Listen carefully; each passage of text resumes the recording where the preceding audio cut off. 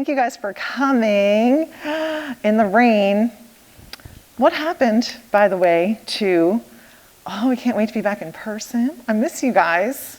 And now we're dwindling. Is it because of the rain?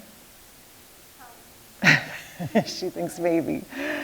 Okay, well today we are studying Native populations, Native Americans, Alaska Indians, Native Hawaiians, and other Pacific Islanders. We have sort of 4 groups that we're covering all at once.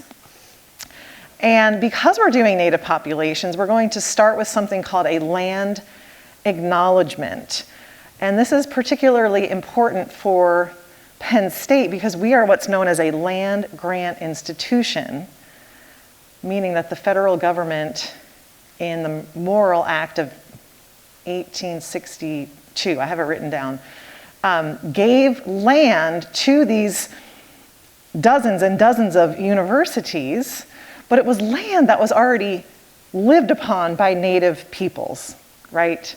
Not all of it was ceded or given over to the government. Some of it was just taken over.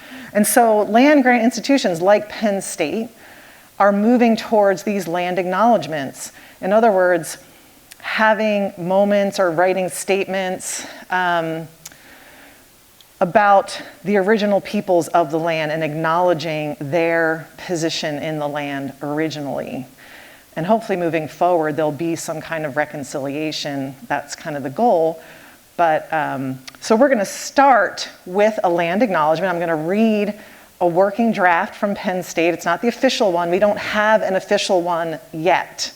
It's being worked on right now by an Indigenous faculty member and a group of students that are also Indigenous. So we don't have it yet, but I'm gonna start with the draft, a little bit of history, and then we're gonna move on to a Kahoot to see a little pre-test to see what you guys know already, okay? All right, so let me pull up.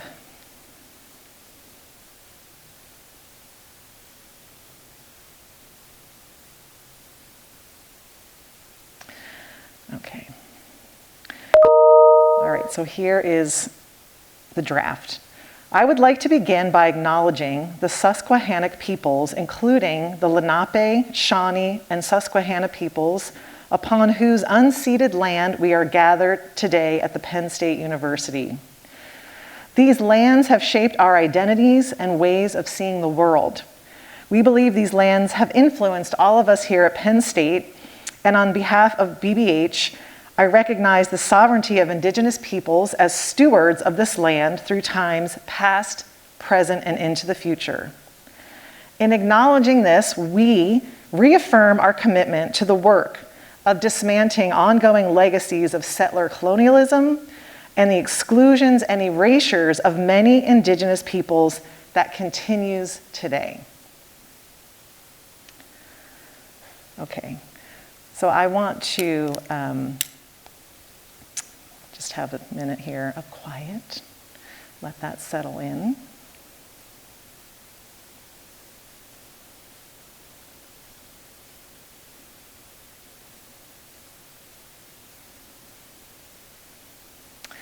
And then I want to give you guys some more information, right? Let me give you the background. First of all, you guys tell me, when was Penn State founded? What year? 1855, it's right there on the line, right? So in 1855, land was given to Penn State by a local farmer and iron master, James Irvin.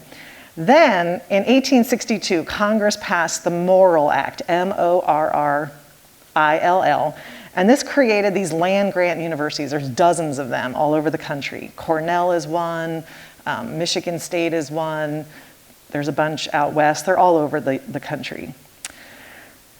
This grant, though, contained land that came from Native American tribes, and I'm not going to tell you how many yet because it's going to come up in our Kahoot. So let's actually move to that. We'll move to that. And let's see how many of these questions. I don't expect you to know all these answers.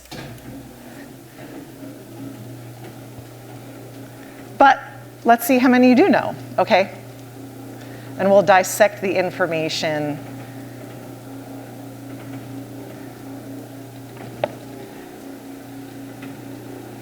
through the Kahoot. Let's see. Kahoot. All right, here we go. We're going to do this one. We're going to play. Before you play. Why do mine keep getting flagged, people?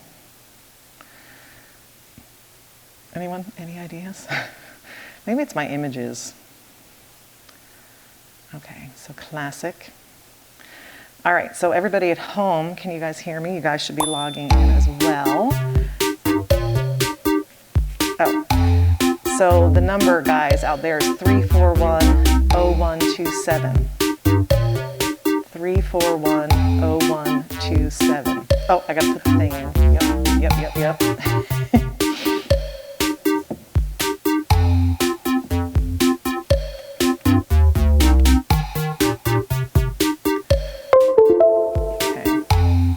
There we go.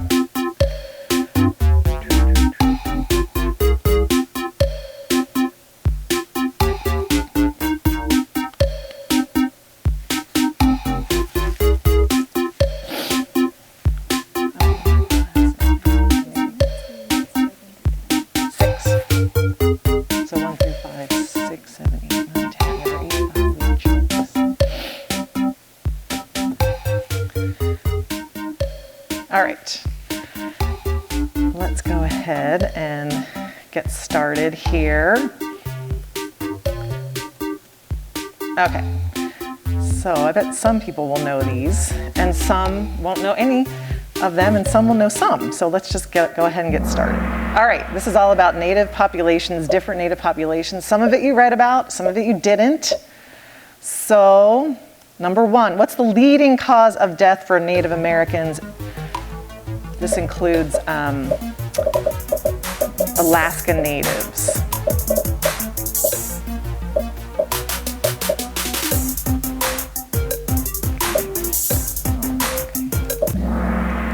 Ooh, okay. It is diseases of the heart. Cirrhosis is in the top 5, but it's not the top. Okay. Next, we've got, what are the top 3 causes for Native Hawaiians? This is a different group now, different from Native American / Alaska Native. Top 3.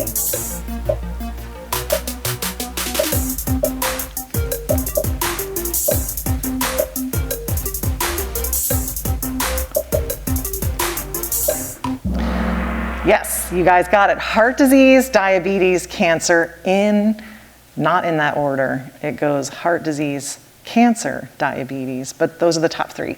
Okay, good. All right, so let us see. I think we're getting into, oh, you guys know this one, because I just told you, right? Or you already knew that. But this is important because it's going to contextualize things. If I hit skip, will that end it? I think so. Okay, yay, you got it. Okay. All right, how many tribes were impacted by that land given to Penn State? So this map is all the different land grant institutions in the United States. Like you can see, there's a lot. How many tribes? Okay, wrong. Over 100. 122 tribes. I'm sorry, 112. Sorry, I got that wrong. 112 tribes were impacted by the land given to Penn State, and I'll explain that when we're done with this. Okay.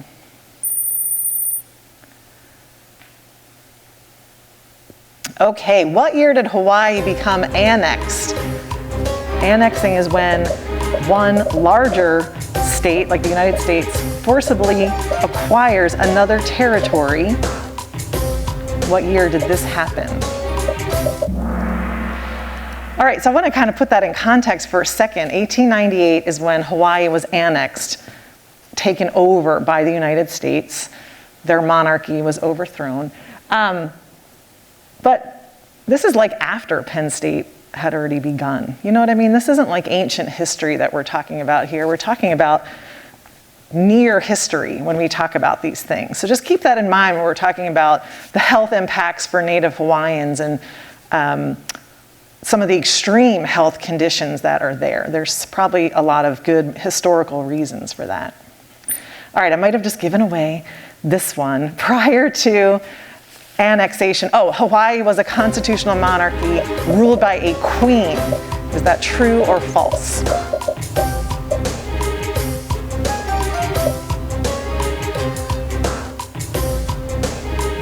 Okay, yes, it was a constitutional monarchy, like Britain, and it was ruled by a queen. And in the next slide, we will see a picture of her. So these ones that are about this will not necessarily be on the exam, but maybe. So she, at the time of her overthrow, was writing a new constitution that would benefit Native Hawaiians before being overthrown. Is that true or false? And there's a very small picture of her. You can Google her and find other pictures of her. Yeah, she was in the midst of rewriting the Constitution to make it even more fair for Native Hawaiians, but then she was overthrown. And so, what crop completely altered Hawaii's independent economy?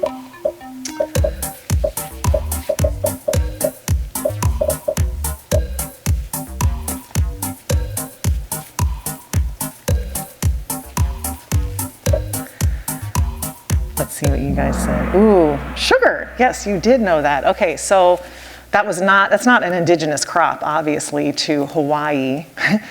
Some of the other fruits were indigenous to Hawaii, but sugarcane was brought there by Americans in the late 1700s and became a huge cash crop for the United States, not for Hawaii, but just they leased the land of the Hawaiian Islands. Okay, last but not least, in 1993, the US government unanimously issued a formal apology for the overthrow of the Hawaiian monarchy. Is that true or false?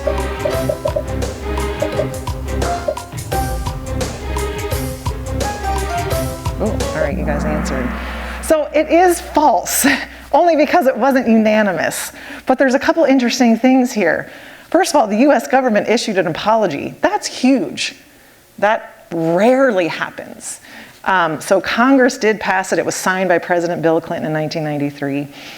The only thing that made this false is that it wasn't unanimous. There were actually members of Congress that voted against the apology. And I don't know all the details of that, but I just think it's interesting historically that this was one case where the government of the United States acknowledged a major wrong and passed a resolution to issue a formal apology.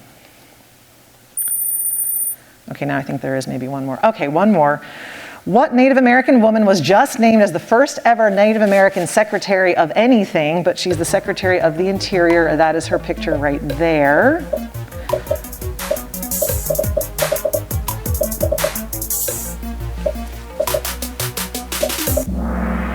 So yes, Deb Haaland. You guys got the last name right, but the first name wrong. Okay, so this is a historic moment because we're going to be talking a lot about land in this section and the importance of land for the health of Native peoples. And now we have a Secretary of the Interior. Her job is about the land of the country, and she will now be, we've sort of come full circle, I guess you could say, by having a Native woman from a Native population be in charge of the Interior. So let's go back to, well, first of all, what are your questions from this first bit here? Which ones do you want to hear about first?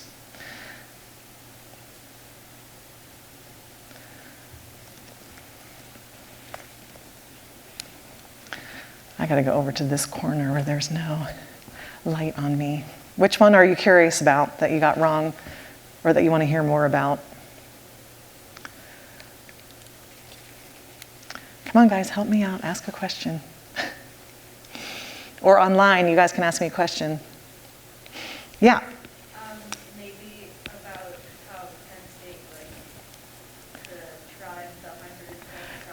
Yes.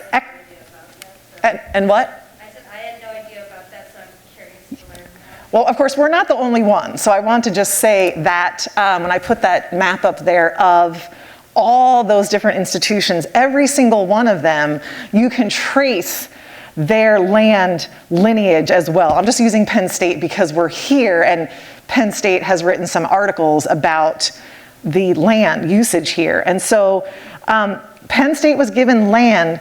The Eastern universities were given land from the indigenous peoples that were here, but they were also given land from indigenous peoples out west because there was more land out there. So we have, our university is built on land from the Klamath people, for example, and that's in Oregon, the Yakima, and they're in Washington.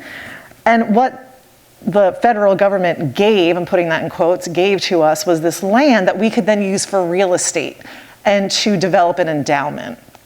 And so that's why, people are researching that and talk about it now, because not all of that land was paid for properly. Some of it, like I said, was unceded. It wasn't given to these universities.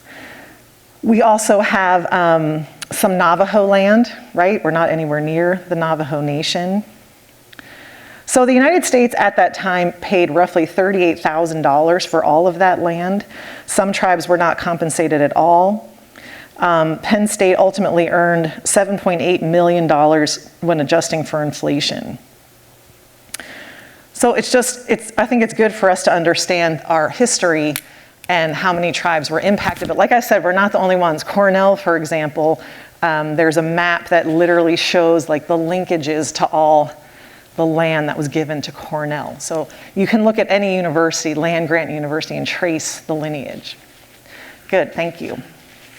What's another question? Yeah. I really had no idea about like the queen or whatever in Yeah. Hawaii. So I kind of like get on with those, but I know there was Yes, good. So Hawaii was an indigenous land for many years, but for 100 years prior to being annexed, they were a sovereign nation with a constitutional monarchy. They were acknowledged by countries around the world, including the United States. So we entered into treaties with them. In fact, when this queen, her father was the king, and there was a coup against the king, which wasn't successful. But you will not believe where she was while that was happening, and she had to rush home.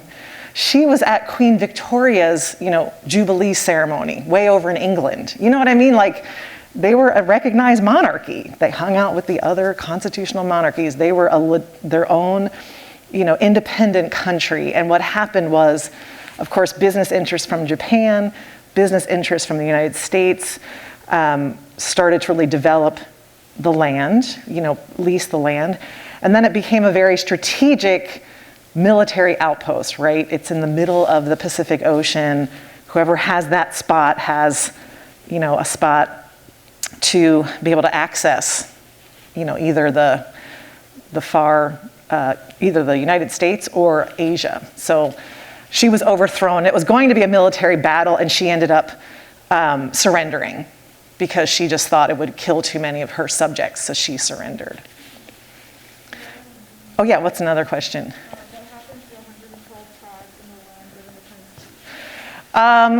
What happened to the 112 tribes? Well, many of them, like the ones that were here, became dispossessed of their land. So they had to leave their homelands and go elsewhere. And of course, some of the tribes then, dissipated and died out over time. Many of those tribes are still out west. Actually, the Klamath tribe is one of the bigger tribes, we'll see about them in a minute, actually. They lost their federal status, then they got it back. But some of the tribes still exist. We have over 570 tribes in the United States that are federally recognized tribes and nations. But the ones that were here, we are one of the few states, Pennsylvania, so maybe write this down somewhere, one of the few states that does not have a federally recognized tribe any longer. Now, most of the states that don't have one are on the East Coast, right? Because we were developed by the colonialists first, and people were pushed west. But we are one of the states that does not have one. And so we'll see in a minute, the importance of land to the health of Native populations. And because of that, some of their issues, their health issues are, different and specific to the connection to the land. Let me see.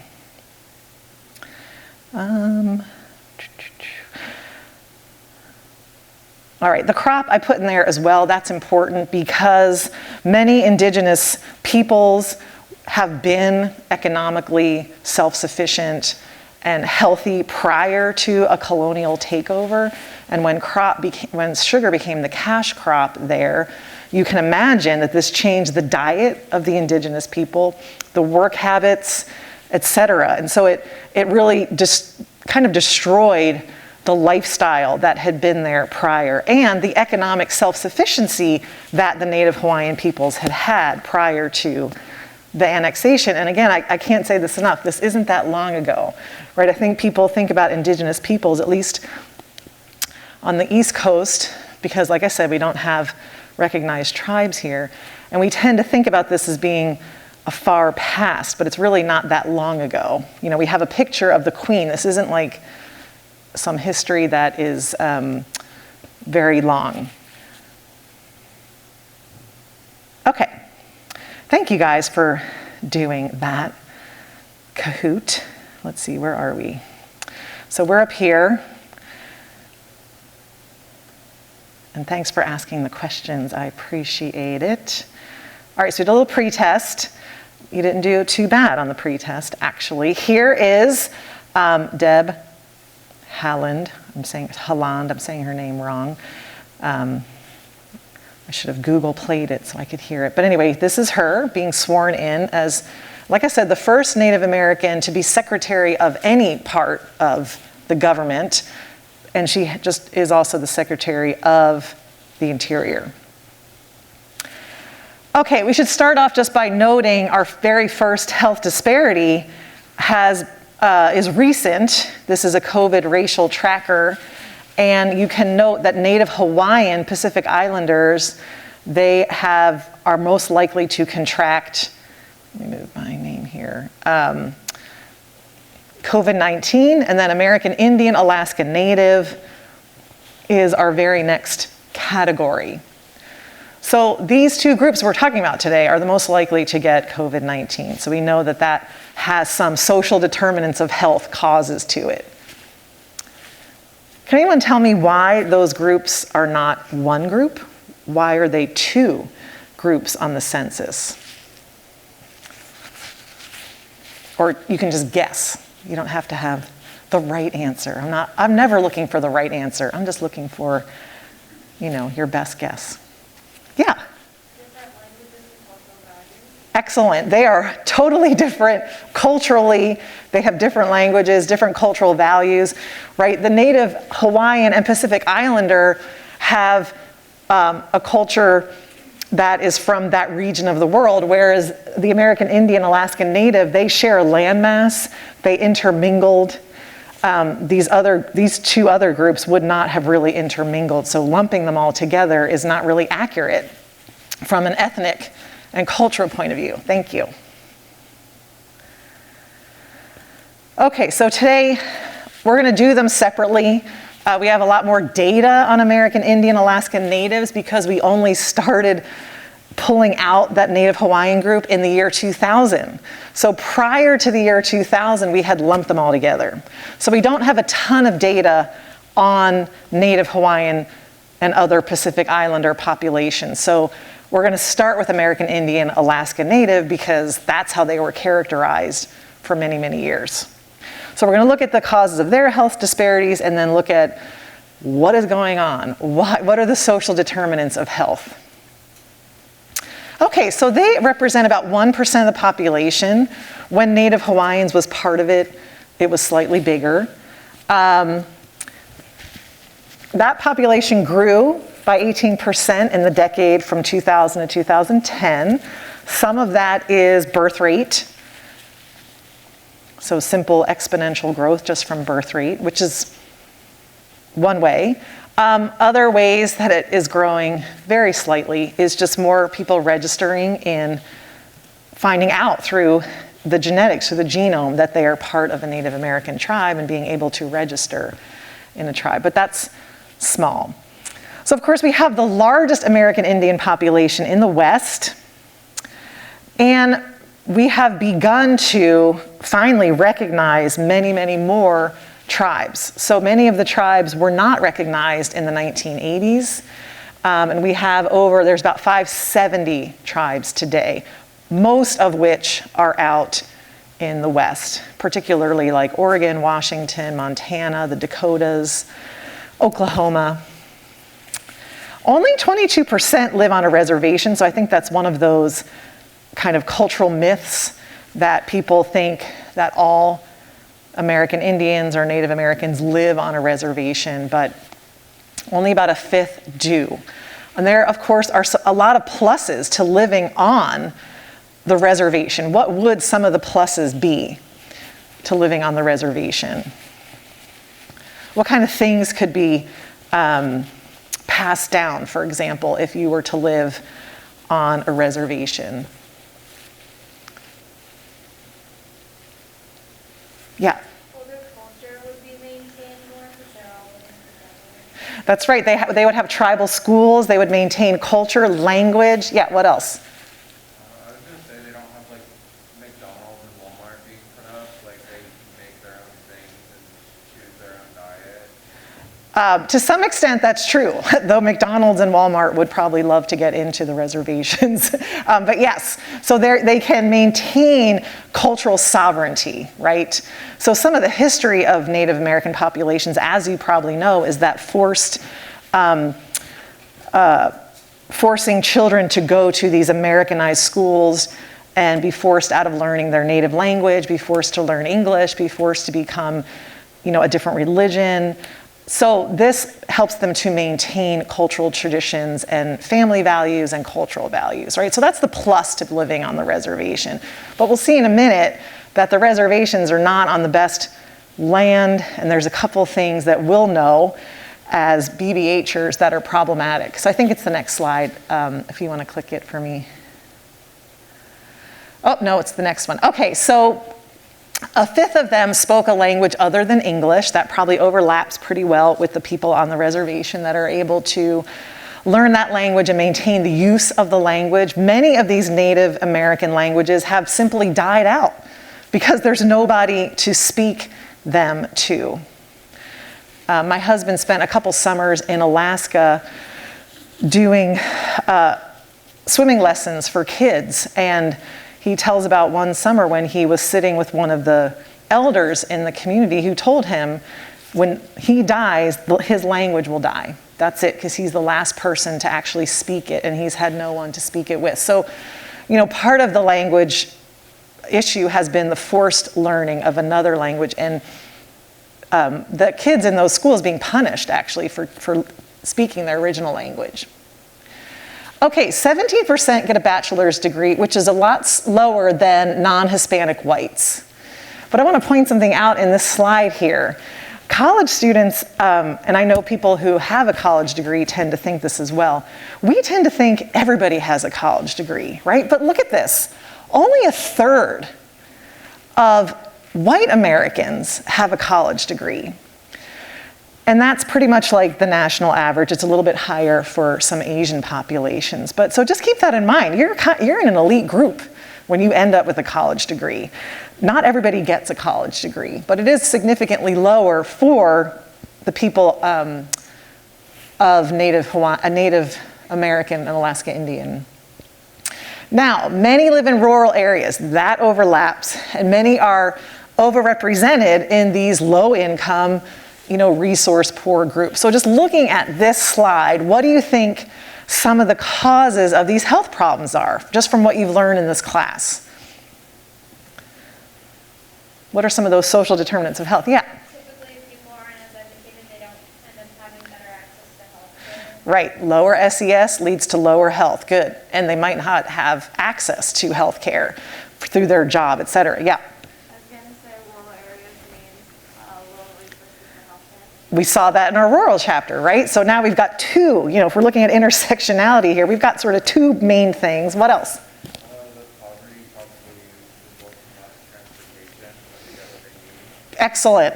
Less transportation. The poverty also means, less access and the ability to acquire, good medications or good care, physical therapy or whatever it is. Okay, so we've got a bunch of different social determinants of health right here in this one slide. All right, let's go to the next one and see. I think this is the map maybe. Yay, the map. Okay, so notice here, look, there's Pennsylvania. We're all white, and sort of literally. But we have, 0 American Indian Alaska Natives. Now, it's obviously not 100% 0, but it's pretty low. And these whole areas, right? This is not an area where Native populations did not live. They obviously did live here. And when the colonists came here, this was very populated by indigenous populations. So, who knows what state this is right here? Oklahoma, yeah. Has anyone been there? I've been to Oklahoma. I went on a job interview in Oklahoma. It was such a great job, but it was too desolate for me. I was like, I can't. And plus I like the water, so I couldn't be there. So this is not a place that really Native American tribes might have settled, but this is where one of the biggest reservations is. So who knows how they ended up in Oklahoma, such a large group, yeah.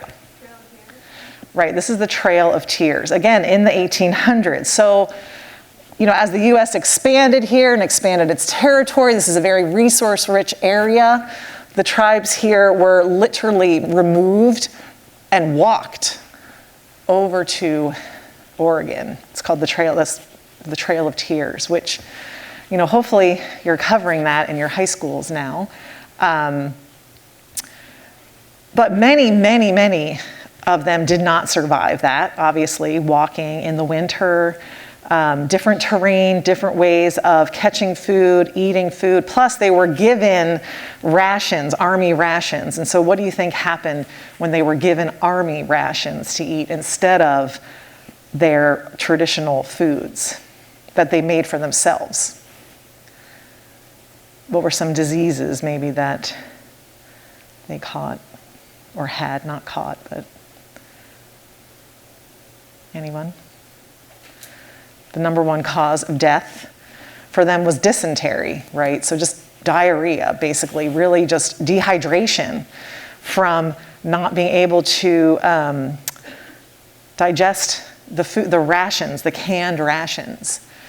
So that explains kind of this area, right? Because these states all became states later, some of these tribes were able to stay on their land, though most not. Most are kind of smushed onto reservations. This is another big area, the Four Corners down here, Arizona, New Mexico, Utah, and Colorado, with a lot of reservations. But that's a very, very rural area, very isolated area. I've also been there. There's not a lot of healthcare there, even in the small towns. You're not going to be able to get a lot of treatment for cancer, let's say, in that area. It's extremely isolated, beautiful, unbelievably beautiful, but very isolated. Does anyone else know what else is in that area? Now, this is an environmental health issue. What else has been put over in that area? I keep asking you guys these questions that you might not know, but maybe you could guess. Just guess. What kind of waste has been stored over in that area because it's so isolated? Yeah.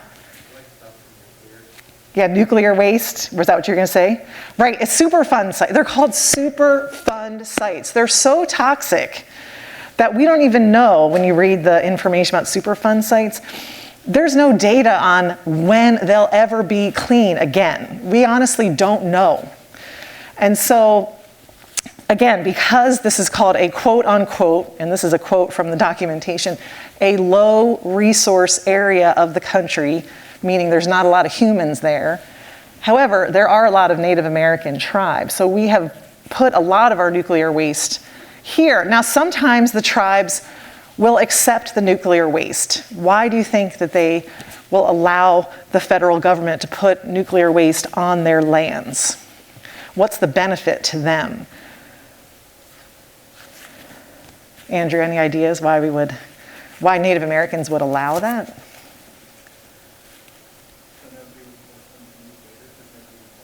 Ooh, okay, right. No one's going to make them leave because no one will want the land. Maybe that's a thought.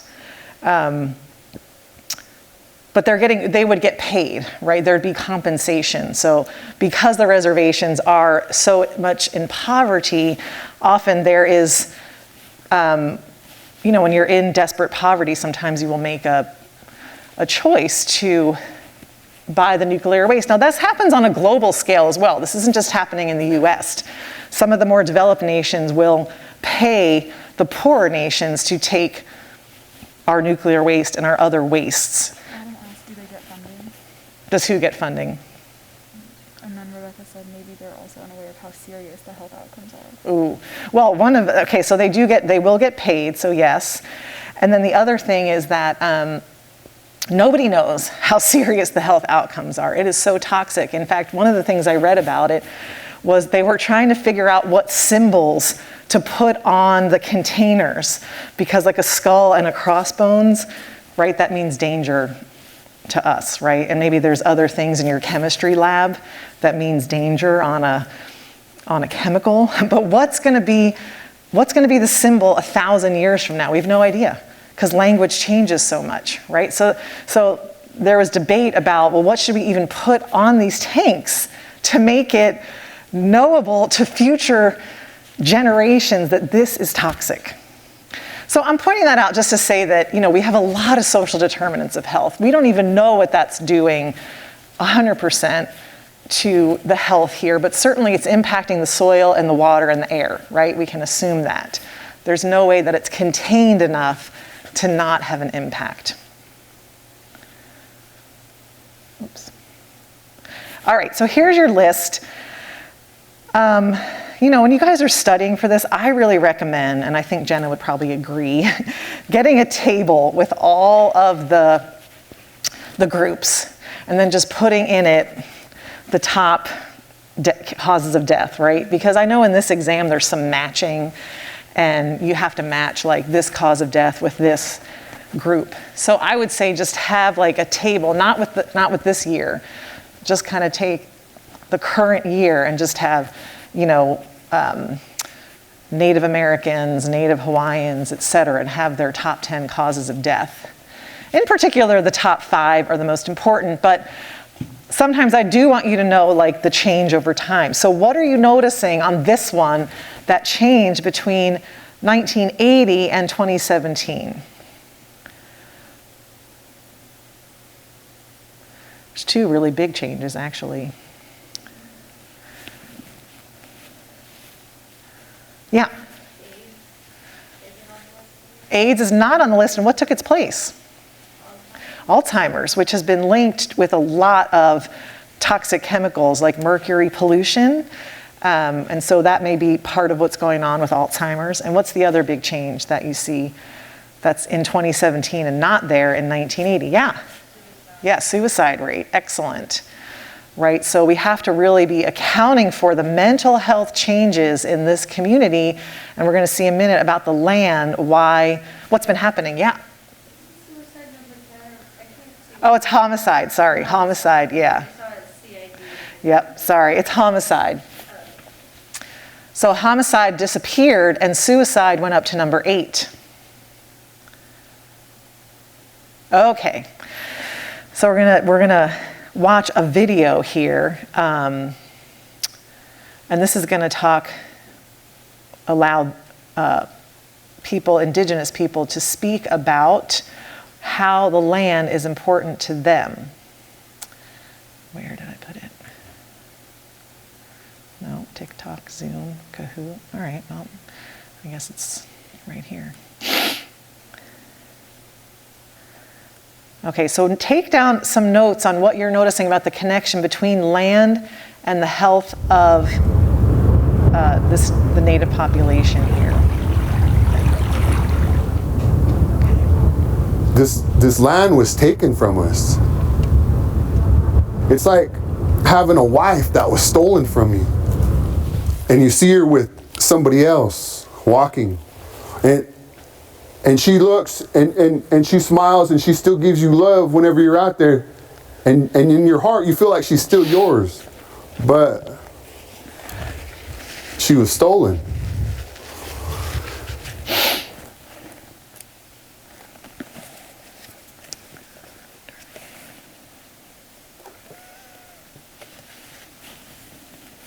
Historical trauma has really bred a ground for disruption completely of a family system, of a parent role, of what safety looks like, even has changed what our social norms are. When termination happened and the lands were liquidated and members were paid out and then no longer considered a federally recognized Native American. So where did we go to lean on services? We went into the community to access healthcare services now, or housing assistance, or whatever it might be.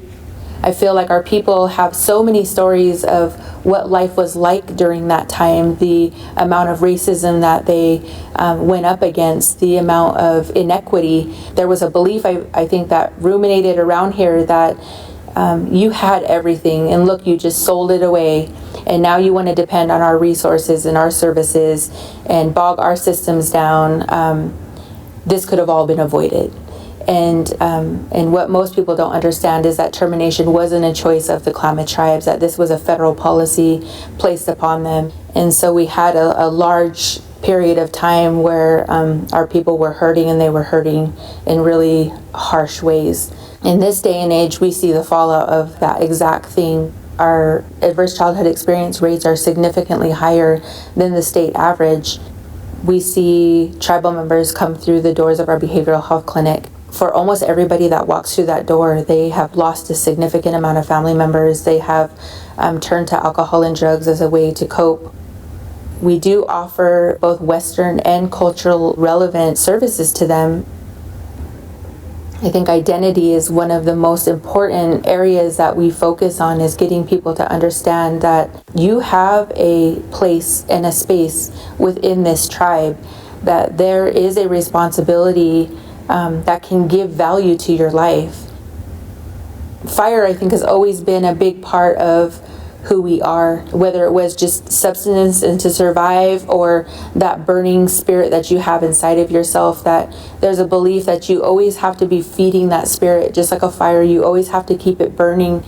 As a behavioral health program, we have to think in those terms, in those traditional ways of thinking. We have to know that a fire exists, that we're responsible for continually kindling it. We don't always want to be seen as the traumatized Indians. We want to be seen as resilient Indians, powerful people connected to our homeland, practicing our traditions and our cultures, separating ourselves apart from just the norm, and being very concrete in who we are as tribal people. Place matters because it affects us every day. How could you not walk and see your love being controlled by somebody else and it not affect you every day? You restore that relationship and you restore health. Just take about 1.5 minutes and write down one to three things that really struck you by this video. Same with you guys at home. Actually, the people at home, you guys can put it in the chat. A couple things that really struck you about the video.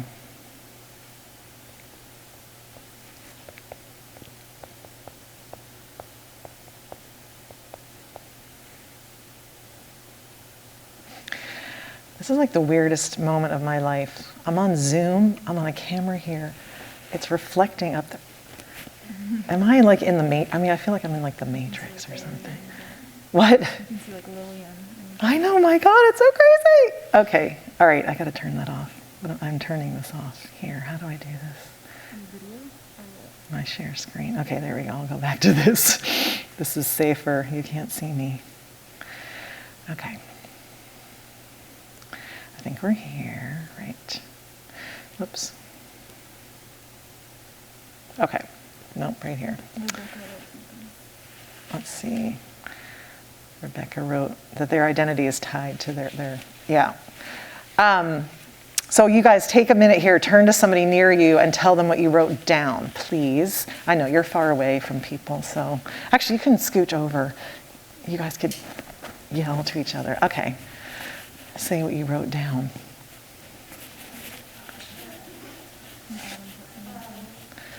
Okay.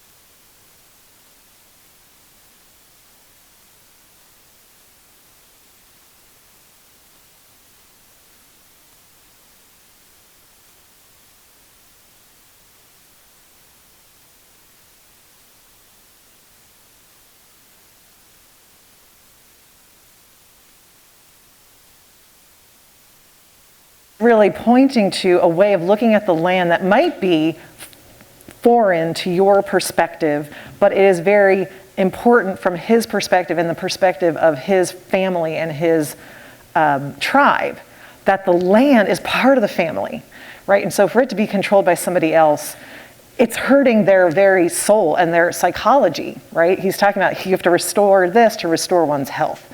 That's a different, talk about cultural competency.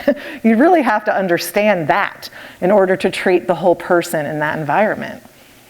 What else did you add something? Did you say something else too? Yeah, I also pointed out the part about the fire was interesting, how the behavioral health clinic uses that to treat them because it's part of their culture. Right, so the behavioral health clinic is using part of the culture, the fire, the symbolism of the fire, the actual fire. And I don't know about you guys, but I think anybody who's been around a campfire understands a little bit of what she's talking about, even though we're not Native American, but we understand kind of the peacefulness of that perhaps and the symbolism of it. And so they're actually using culturally appropriate ways of treating their clients. Yeah. What else? What do you guys say right in here? Go ahead. I said that some of the comments that you made about how after they're like, I think the virus was taken away, how people said that they were like bogging down their senses. Right. I thought it was kind of similar to what like immigrants say about how they don't want to be seen as like a burden on society. Excellent. They immediately were othered. They were seen as a burden. They were seen as non-American, even though the United States just took away their tribal status. So they're either a tribe or they're, I mean, what are they then? So the US took away one definition, and the people in the town were not willing to accept them as part of the community. So they faced racism. What else? What about back here, you guys? Back yonder. Yeah. As well as the fact that she said something along the lines of like the industrialized parts of America are the sole like their resources, they're going to come here if we guard. Right. Right, so you know, this is over time as these groups have been pushed onto smaller and smaller plots of land. We saw the map earlier, right, of Pennsylvania being, you know, having no Native American tribes whatsoever. And so losing that last bit of resources, you know, so I want you guys to write this down. In sociology, we call that collective trauma. So there are times when an entire group of people experiences collective trauma. It's not just psychological. And that's what they're talking about in this video, is the experience of being, their tribal status, their identity being taken away from the outside. Now, sometimes this happens with a natural disaster, right? If you have a community, Puerto Rico, for example, and big chunks of neighborhoods and communities are wiped out all the way, right? We call that collective trauma, because those people, even if FEMA comes in and gives them housing, it's not the same thing as having your neighbor and knowing the street and the tree and everything that you're familiar with, right? We call that collective trauma. And so Native American groups have had kind of generations of this collective trauma because they've lost water rights, they've lost their land, they've been moved many, many different times, right? So it's repetitive. And we know that that's going to have an impact on their health, the stress of that over time. Anything else come up that you guys noticed in this video of the importance of the land? Yeah. I thought her comment about not wanting to be seen as traumatized, that she was powerful, was really interesting. Yes, exactly. So many of the groups, every group that we study, of course, doesn't want to be seen as the traumatized victim only, right? They want to be acknowledged as resilient, as a group that has persevered and actually flourished, despite having their land and their way of life and their language taken away or lost for a variety of reasons, right? So yeah, that idea of sort of self-empowering. And we know, again, in BBH, that social support and that identity and resilience, that inner resilience, that alone, those two things alone can account for so much of our health outcomes, right? So we really would need to focus on that. Good. Yeah, I love that too. All right, let's see. What time is it? 2:28. Okay, we got 20 minutes. So we still have to get to some of the numbers. All right, so here we go. What are some of the specific numbers then? We've got, we saw that cardiovascular disease is the top reason for mortality, and so the top morbidity rate is obesity, and that obviously has a direct impact on that mortality rate. So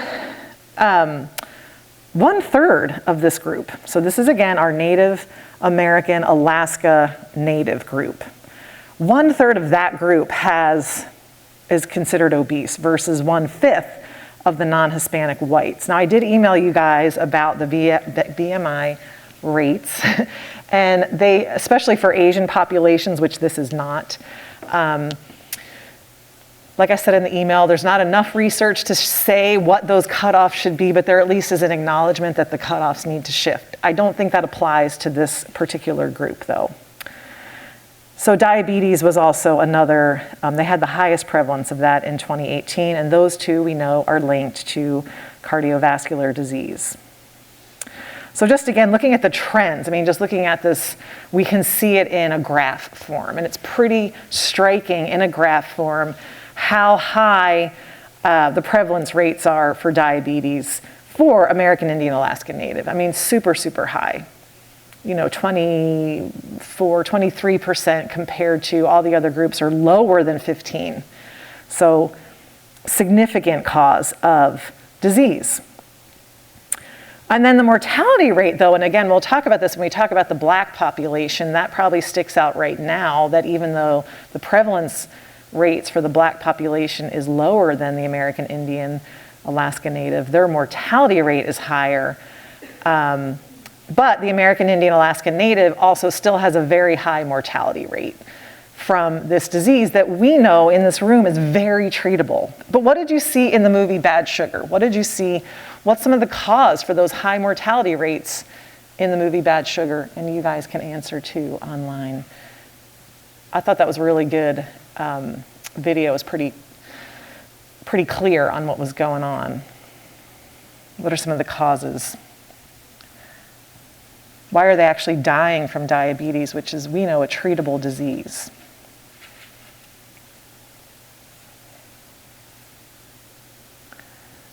Anyone?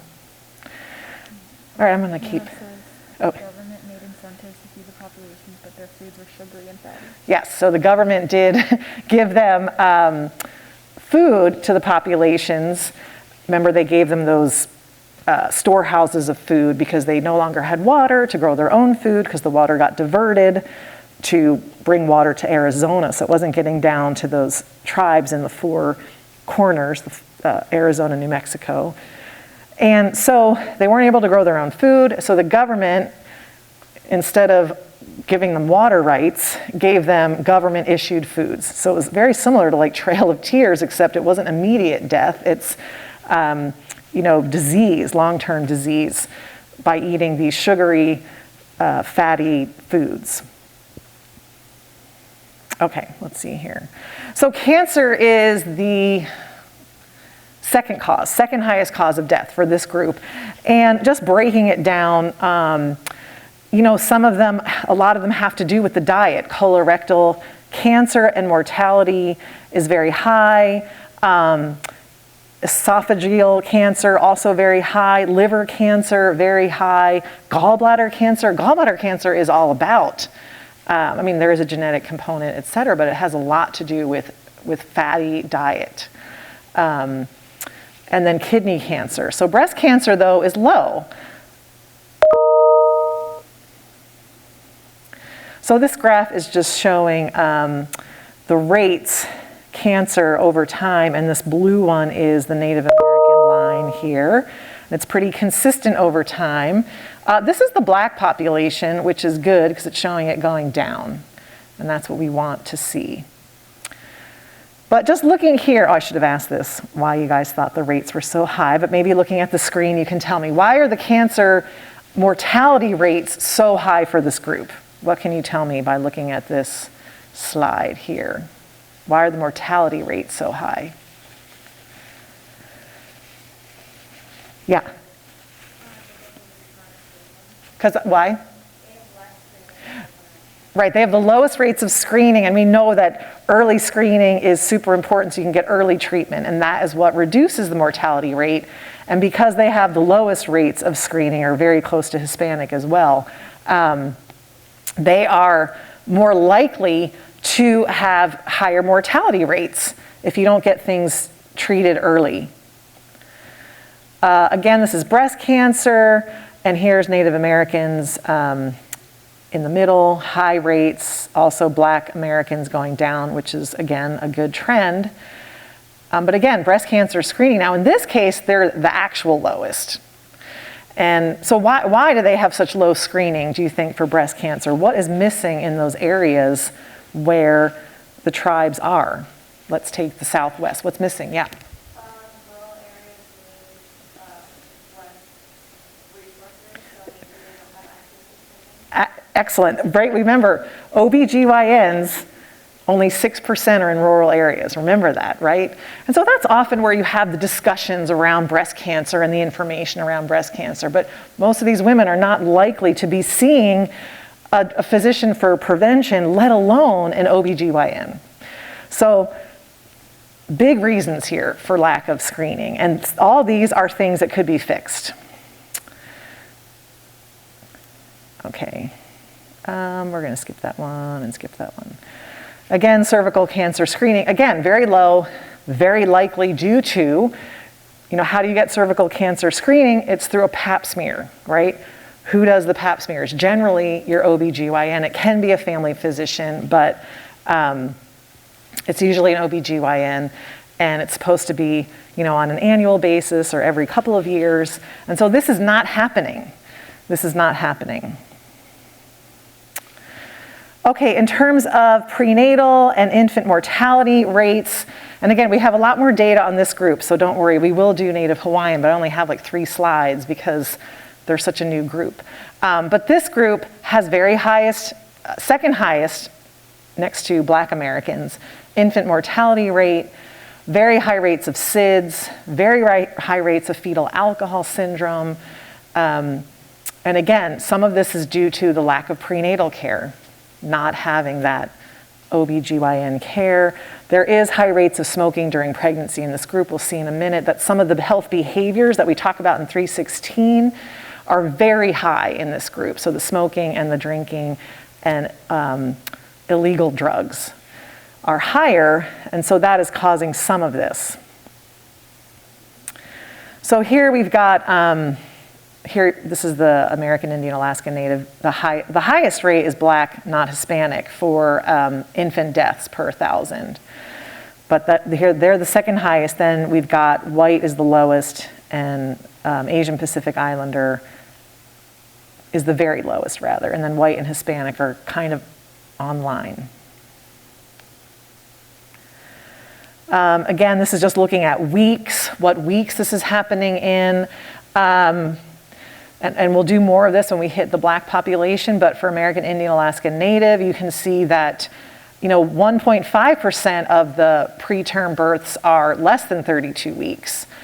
But the highest percentage are in that 34 to 36 weeks, which is really, you've hit kind of the gestational period. So often those babies can live, and for some reason they're not. And a lot of that has to do with the prenatal care of the mother.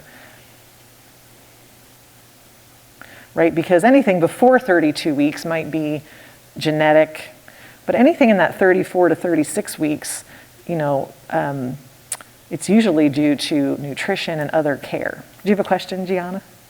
No. Okay.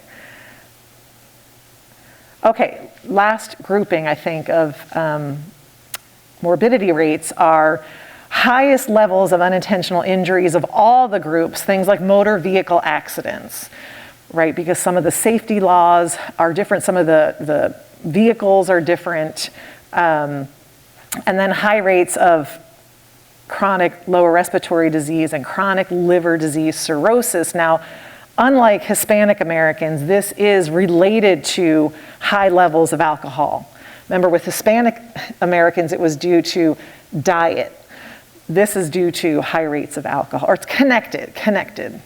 It's not like 100% cause and effect. So here is the death rates for motor vehicle related injuries, extremely high for Native Americans, just noticing the trend here. The only group higher is whites, and that is due to the smoking rates in the white population. Then we've got the liver disease, and again, we saw this with the Hispanic Latino group. We saw that it was very high for them, but just remember, it's different correlation relationships there. This one has to do with alcohol use. Okay, so the highest rates, prevalence rates of alcoholism and substance abuse. Smoking, highest rates of smoking of any group in the United States. Alcohol use is, so the whites are the next highest group of alcohol use. So they're slightly lower than whites, but they have highest binge drinking. So in other words, drinking, I forget the exact numbers. You guys should know, because we do it in 316. I think it's like, 2 drinks per period for women and like 4 drinks per period for men. I can't remember, but Jenna will look at it. 4 and 5. 4 and 5, thank you, Rebecca, because she's our peer educator. What's the time period, Rebecca? In an hour, in 2 hours, what's the time period? So it's 4 drinks per X amount of time for women and 5 drinks. Okay, 4 drinks per hour for women and 5 drinks per hour for men. And so this group has the highest rates of binge drinking in the adult population. And so we'll look, and also illicit drug use, so we'll look at this. So here is regular alcohol use. Is the whites are the highest, but binge drinking, American Indian Alaska Native, and then because this is 2017 and we had the Native Hawaiian Pacific Islander group, they're also reported, and they're the two, well, these 3 together are high. But cigarette smoking is still highest amongst this group. We don't have the Native Hawaiian pulled out separately here, and white being the next highest one. Illicit drug use being the highest. But then drug overdose for males and females. It's always higher for males. And then last but not least, I wanted to show they do have higher rates of intimate partner violence, higher rates of disability, and then higher rates of course, suicide. We saw that. Here are the suicide rates for, males here, extremely high compared to the population. White males still the highest, though, and we'll get to that when we talk about our male-female section. Okay, so what are some of the problems? You guys already said this, but here it is on the slide. Their Indian Health and Service is what is on the reservations. That's what's used as the, federally funded health service on the reservations. It's very underfunded. Again, not a lot of specialties, not a lot of specialists per population. Low rates of being insured if they're not living on the reservation. So again, 80% are not living on a reservation. Limited screening and prevention programs. That's one of the big causes. You guys said that, and then we said limited specialists already. So that's what's going on. And then we saw historically, stripping of the land and their rights, disempowerment, not being resilient, not being able to be resilient, forced residential segregation. We saw way back at the beginning of the semester, the impact of segregation on health, the impact of ruralness on health, right? So they have all of those things going on. And then a little bit different in this group is this disconnect between conventional medicine and traditional beliefs and needing to really bridge those two together. All right, questions on this group before we do just a dash of Native Hawaiians. Questions on Native Alaskans.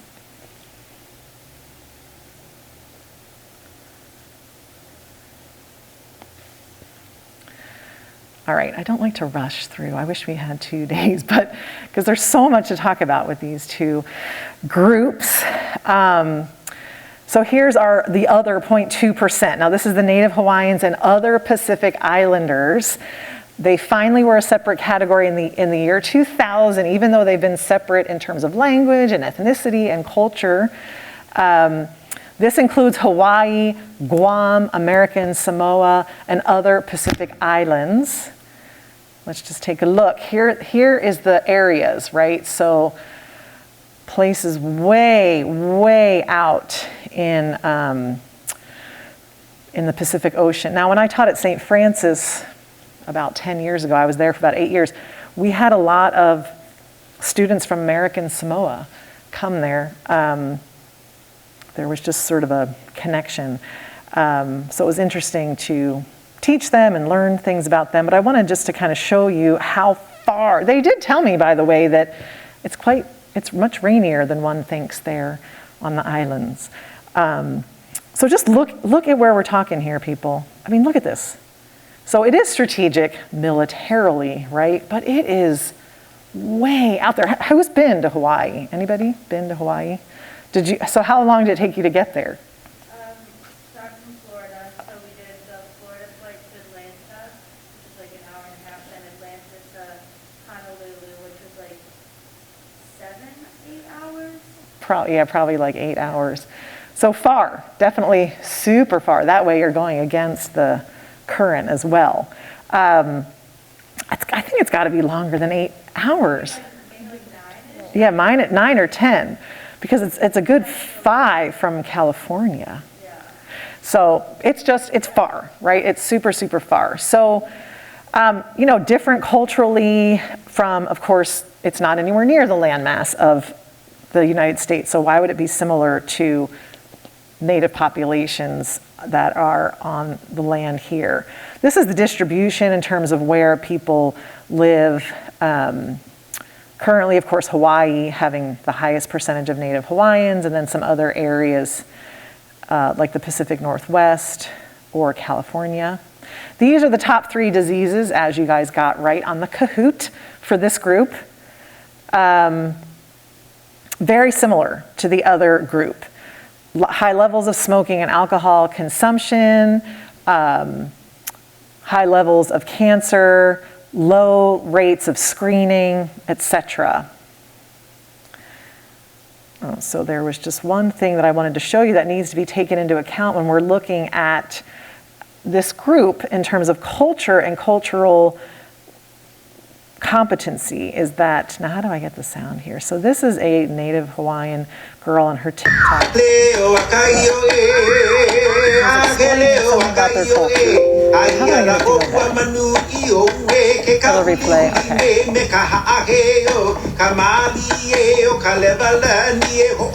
So we'll just let it start here. Leo akaio akeleo akaio augea owe kamanula vai akahiva kika iluna ihola alike mekalupe pare ake loke mau ia kona uwe. Okay, here we go. Ai na uwe ona manu.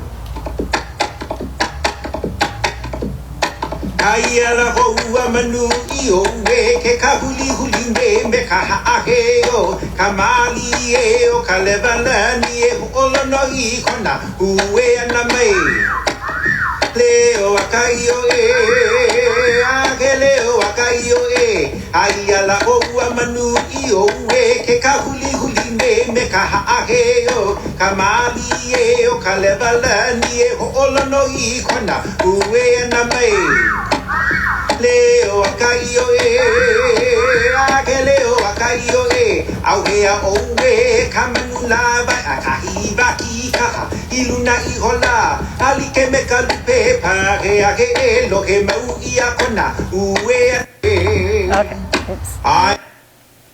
So it is interesting that the Hawaiian culture has a third gender, because that is something that some of the native tribes indigenous tribes in the lower 48 also did have a third gender. So a womanly hearted man or a manly hearted woman, somebody who didn't fit into one of two categories but was a third gender. So it's not, that is something that the groups had in common.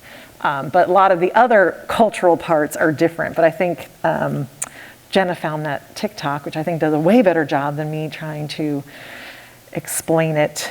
So what are your questions on Hawaii?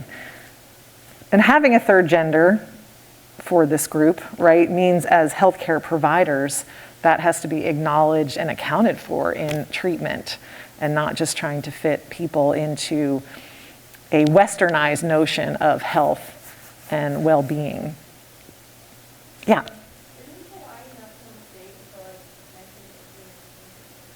Oh, I didn't put that in there, right? It was 1960, Alaska and Hawaii were the last two states. So they were annexed in the late 1800s, but did not officially become a state until 60 plus years later, right? So they were a territory.